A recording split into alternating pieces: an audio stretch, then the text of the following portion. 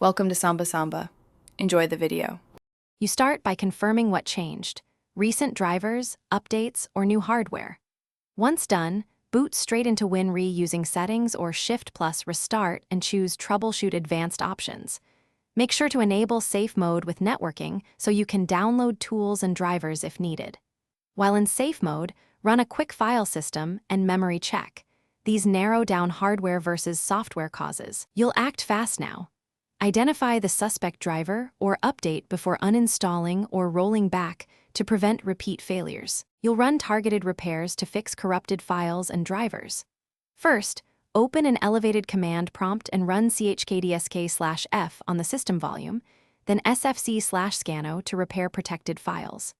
Next, run dism/online/cleanupimage/restore health to rebuild the Windows image. This resolves deeper component store issues. After that, open Device Manager and focus on devices with warning icons. Roll back or uninstall drivers and reboot to test. If a driver update caused the crash, these steps remove bad files and restore stability.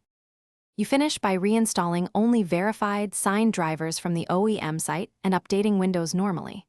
Once done, make sure to reboot and observe behavior. If crashes continue, run memtest86 for RAM faults and check drive smart data for disk errors. If hardware is healthy but the issue persists, use System Restore to a point before the failure or choose Reset this PC while keeping your files.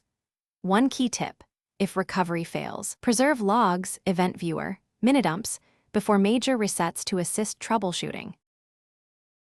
Thanks for watching. Consider subscribing if we helped you.